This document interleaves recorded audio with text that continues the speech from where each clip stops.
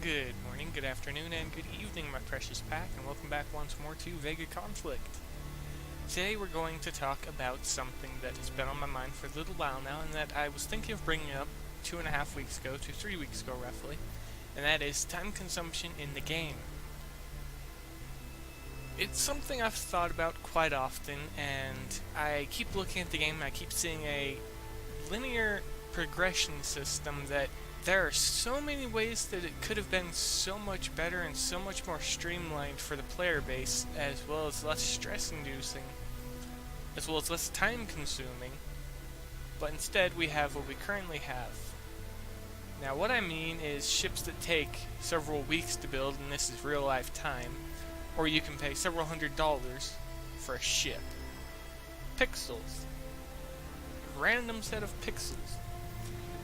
Now I'm just going to say this: if the prices are going to be based off of pieces of art that are commissioned, then I'm going to say no, because the piece of art that is commissioned can easily be tailored to one's personal delights, personal interests, things like that. Whereas a random ship can be fitted again and again and again in this game. So the price is being comparable to that of a commission for an artist or something like that. Is understand that the art team actually has to take the time to craft the skins, the ships, everything like that. Well, not craft, but produce. Model the ships, texture the ships, check the animations, make the animations, do this, do that. But one thing that I've never agreed on is the pricing. It's always been overpriced, because I'm not going to pay several $100s for something that I'm typically never going to use, or that will be hidden away after a while. The progression system is strongly correlated to this, taking several days to produce a ship, taking several days to produce anything. Upgrades, research, this, that, you name it. And they've locked it all behind an expensive system through which to upgrade. I'm not going to include this in a concept idea, because this isn't a concept video. This is strictly recommendations for the game as a whole. So first off, the progression system, specifically the factions, the tiers, and the difference of power between certain ones. How could they have been transitioned more carefully to what they are? Because we went Demon Corps to Xeno Division, and that step up in power when you got the first Xeno weapons, it was gorgeous. That's the best way to put it. It was empowering. Then you make the step up to the Axis, and it's the same thing. You just got more and more powerful.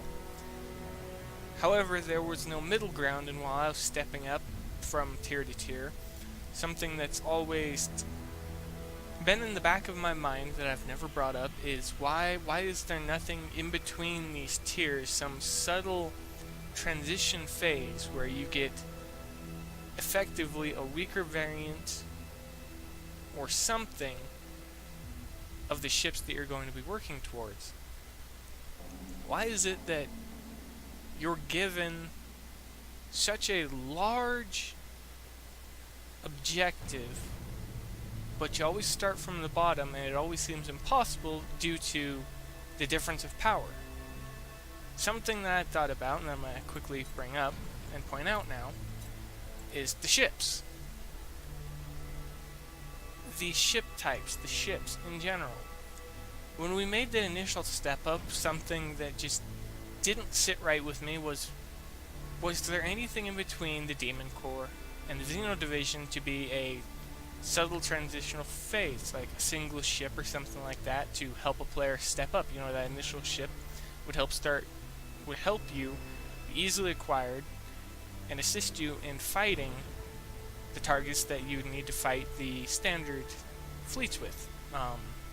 That came out wrong. That you'd need to fight using the Xeno Division, so the aliens in this case, because they have Xeno resistance. It's these small, subtle transitions that are missing that provided they were performed correctly, they would have made the progression slightly more smooth between the tiers, so it wouldn't have been some massive step up in power, but it would have been a subtle change from this class to this ship up into the next faction. So similar to half factions, 5.5, stuff like that. Why was there never introduced a set of 3 ships or 2 ships or just 1 ship, something that would have been easily acquired, that wouldn't have been as powerful, but would have been representing the faction you'd be stepping into? It would be that initial transitional phase. The game going forwards could vastly change, become vastly better, so I want to show this idea out now so that Kixeye will have a potential thought or something in the back of their mind, provided people bring it up, that this is how the progression could be changed.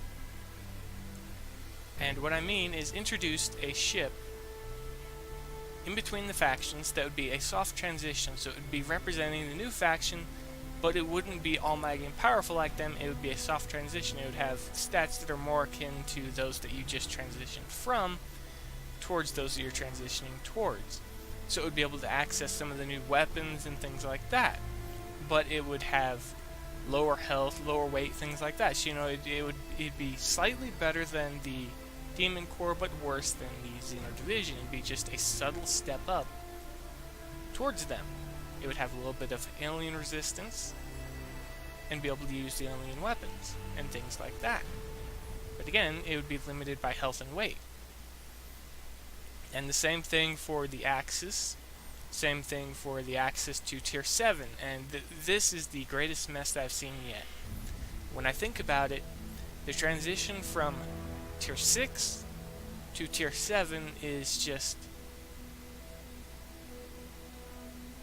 there's not really much that I can say on it. It's just mind-baffling. It's absurd. The difference. And again, something similar could be introduced. A subtle transition where the ship is closer to the lower tier, but has access to the higher tier weapons, things like that. So it's just a subtle transition up into them. So you'd be able to step into a new faction a little bit more easily. It would help with the progression system. It would be additional time you'd have to spend crafting ships, but that time wouldn't be wasted because, again, you'd be putting them to use as soon as they're created, provided you're in an event where where you can make use of them. It's things like this that the subtle transitions would help the progression, provided that the subtle transition isn't a 25-day build time on something that you're literally only going to be using while you're transitioning. It's just that little transitional phase. You don't want it to be a permanent ship that you're going to be using. You'd want to step up into the next tier fully. But it's just my thoughts on the idea of a subtle transition between the factions that I just saw as being missing. And this was brought about because I was actually taking care of some other stuff earlier today, and it popped in the back of my head. What if we had a few Altarian ships and things like that being represented down at Tier 5, a few Axis ships and stuff being represented down at Tier 4, so you get a much more hands-on experience with the ships at a sooner or lower level. However, they would be vastly more balanced, not slightly, to be more akin to those of the ships of the tier they're working with. But again, they would have access to the better weapons and stuff like that. But again, they'd be limited by health and weight. But I hope I'm not the only one that sees that there could have been a subtle transition between each faction that was just completely missed.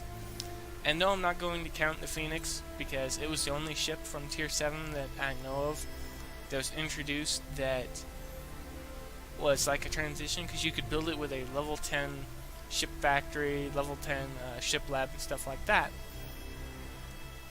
But it's one of the ships that was odd, because it has no ablative armor, it has no ablative slots, and it didn't really represent the faction that you were transitioning into. It was more akin to just a regular ship, but it didn't have anything really special about it. It just featured long repair time, higher mass and things like that.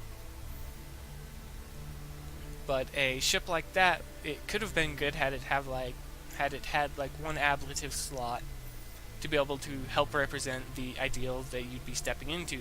You know, multiple ablative slots, long-range weapons, heavy damage, and all the while you're regenerating and remaining in an indestructible state. Well, a 10% bleed through indestructible state. But it never happened. So, going forwards, what I would like to see is a change to the game that we see a few small subtle transitions between certain phases. And I actually would recommend that the development team take a look at, when further down the line, at producing a ship or two that are representative of a certain faction, but it'll be subtly stepped down to be a soft in-between tier ship that would allow you to do a little bit of a subtle transition, but it wouldn't be time consuming for the build time or anything like that. So it would be just a ship that you pick up, you'd produce just like any other ship, and it would help you to transition to the higher tier. It would just be that in-between block that you would just set up and use for a little while until you have the better foundation. Things like that. Okay, that's going to be it for my tired rambling. I hope that the idea comes across clearly, and the idea is that the transition between the factions, the tiers, could have been better, it could have been more well planned out, things like that.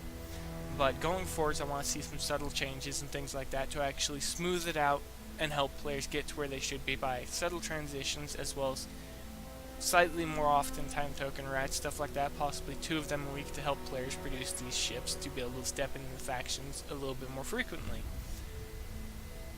Or just increase the value of the time tokens that we already have by including an additional day in them worth of time tokens or something like that. Again, just thoughts, but I figure I'd share them all with you and see what all of you have to say and think. And that's the most important thing, is to think. But I'm going to go ahead and end the video here. If you have if you guys have anything to add, go ahead and say so below in the comment section, because I want to hear your feedback on this because it's... Am I the only one that was thinking this? Am I the only one that looked at the factions and thought that a transition between them could have been a slightly better aspect of the game than what we got, where it was a matter of just a huge step up each time?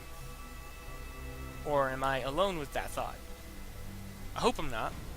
But aside from that, if you want to see more videos like this, subscribe. Most definitely say so in the comment section, things like that. Encourage a little bit of spontaneity. Spontaneity? I don't think that's a word. I am dead tired, I'll admit it.